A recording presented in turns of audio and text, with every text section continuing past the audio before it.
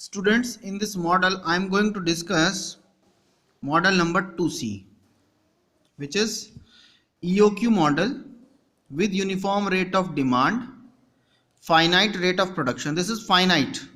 In the previous model, rate was infinite. यानी कि infinite का मतलब है जितना भी आप ऑर्डर करेंगे इमीडिएटली आपको मिल जाएगा. But finite rate of production means जो प्रोडक्शन है वो एक लिमिटेड अमाउंट है. तो ऑब्वियसली जितनी आपकी रिक्वायरमेंट होगी अगर वो कम हुई तो आपको मिल जाएगा, अगर प्रोडक्शन से ज़्यादा हुई तो शॉर्टेज हो जाएंगी. Fine. So finite rate of production and having shortages which are to be fulfilled. तो shortages are allowed. Fine. These are the assumptions to derive an economic lot size formula and average minimum cost per unit time under the following conditions. What are the conditions? Demand rate is uniform at rate of R units per unit time. ये demand rate है. Production rate is K and here we have assumed K is greater than R. Production ज़्यादा है, demand कम है. Units per unit time. Lead time is 0. यानी जब आप order करेंगे तो आपको ऑर्डर मिलने में कुछ ज़्यादा दिक्कत नहीं होगी, इमीडिएटली मिल जाएगा. C1 is the holding cost per unit time. Then this is the shortage cost per unit time. C3 is the setup cost per production run and shortages are allowed. Fine. So initially the stock is 0. Initially जो होगा stock 0 रहा होगा. And the production starts with finite rate K which is greater than R. तो initially stock 0 था, production starts हुआ with rate K greater than R units per unit time, while the demand is R units per unit time. तो दोनों का जो difference हुआ उस difference के रेट के अकॉर्डिंग आपका स्टॉक ग्रो करना शुरू करेगा. फॉर एग्जाम्पल मान लिया आपके 100 यूनिट्स प्रोडक्शन हो रहा है, डिमांड है आपकी 50 यूनिट्स. तो 100 में से 50 आपके चले गए तो कितने बचे? 50 यूनिट्स. तो आपको 50 यूनिट्स का ही तो स्टॉक करना है और ये टाइम के हिसाब से बढ़ता रहेगा. 50 फिर 100 फिर 150 फिर 200 and so on. So linear बढ़ेगा, लीनियर मॉडल. सो ये बढ़ता रहेगा स्टॉक. दस the inventory stock increases with the rate of K minus R units per unit time. Let the production continue for a period of T1 time. मान लिया production T1 time तक continue किया तो कितना स्टॉक बना आपका? K minus R into T1. So this is the total stock. Fine. ठीक. Now production जो है आपने स्टॉप कर दिया, फिर आपने क्या किया? जो स्टॉक है इसी से आपने डिमांड पूरी करनी शुरू की. So now your stock decreases with the rate of R units per unit time.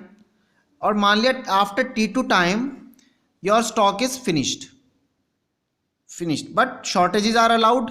तो आपके शॉर्टेज होनी शुरू हो जाएगी. Fine. Shortage arises with the rate of R units per unit time. और ये बढ़ती रहेंगी शॉर्टेजेस. कब तक बढ़ेंगी? जब तक कि एक लिमिट ना आ जाए. मान लिया ये रही आपकी T3 टाइम तक शॉर्टेजेस. फिर आपने क्या किया? फिर प्रोडक्शन स्टार्ट कर दिया. जैसे आपने प्रोडक्शन स्टार्ट किया तो अब आपका जो है शॉर्टेजेस घटने लगेंगी और स्टॉक बढ़ने लगेगा with K minus R rate. Again R की डिमांड है, K आपका प्रोडक्शन रेट है, तो K माइनस R के रेट से वो बढ़ने लगेगा.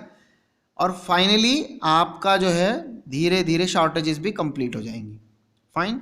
So this will be the total cycle. और मान लिया ये जो टोटल टाइम है ये आपका टोटल शॉर्टेजेस हैं जितनी अलाउ हैं, ये टोटल स्टॉक लेवल है. So at the end of time T3 production starts again and the shortages are fulfilled in the time T4.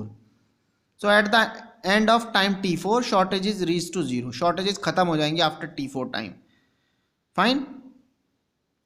Since the rate of production is K units per unit time and the demand is R units per unit time, therefore the rate of reduction of shortages जिस rate से reduction होंगी वो है K minus R. और जो stock बढ़ने का जो लेवल है वो भी K माइनस R है. फाइन. ये पूरे प्रोसेस को समझना है. अगर if you understand this whole complete so you can understood through this diagram. Here initially आपका स्टॉक 0 था and your now stock increases with rate K minus R and increases up to time T1. Then you have stop the production. यहाँ आपने production बंद कर लिया. This is your total maximum stock. अब आपने production बंद कर लिया लेकिन डिमांड बनी हुई है सो आर के रेट से अब ये घटने शुरू हो जाएगी। After T2 time your stock is finished, after T2 time आपका स्टॉक खत्म हो जाएगा। फिर लेकिन क्योंकि डिमांड तो बनी हुई है लगातार, शॉर्टेजेस होनी शुरू हो जाएंगी with rate R, R is the demand rate. तो आफ्टर T3 टाइम आपकी जो मैक्सिमम है वो शॉर्टेज है एस। अब आपने प्रोडक्शन फिर स्टार्ट कर दिया, you starts your production here. What is the rate? Obviously K is the rate of production, rate of production K है, आर की डिमांड चल रही है, तो के माइनस आर के रेट से आपकी शॉर्टेजेस खत्म होनी शुरू हो जाएंगी। धीरे धीरे धीरे धीरे ये इस लेवल पे आके खत्म हो जाएगी and this will take total T4 time. So this whole process is written here, fine, but this is the model, you can easily understand. This is the rate of growing of the stock, this is the rate of reduction of the shortages, this is the rate of shortages, this is the rate of consumption. So everything is written here, fine. Just understand this diagram. Let's see now. First find out, तो ये जो blue वाला part है, blue part, this is the your, कि आपके पास stock है, stock is available here, and here is the red part, shortages are allowed, so that's why this is the shortage part, यहाँ पर shortages हैं, fine.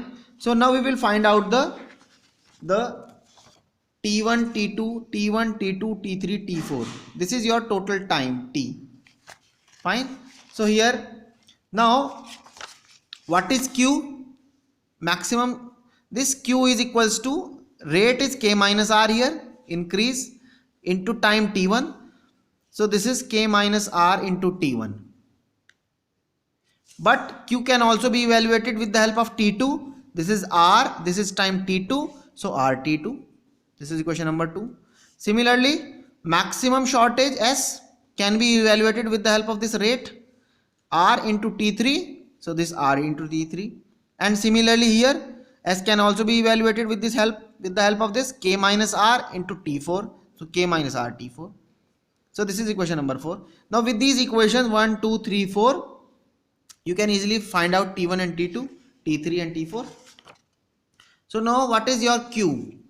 From here you can equate these two, here is Q, here is Q, so from these two we get this equation. Similarly from equation number 3 and 4, S and S both are S, so they are the same, fine. So now we have this.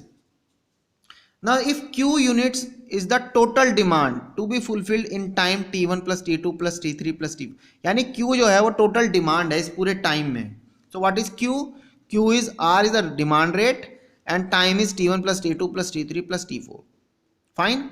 अब हम क्या करेंगे, T1 की value यहाँ से निकालेंगे in terms of T2, तो R T2 divided by K minus R substitute करेंगे यहाँ पर, plus T2 plus T3 T4, T4 is evaluated from here which is R T3 divided by K minus R, ये यहाँ put किया जाएगा, so this is Q.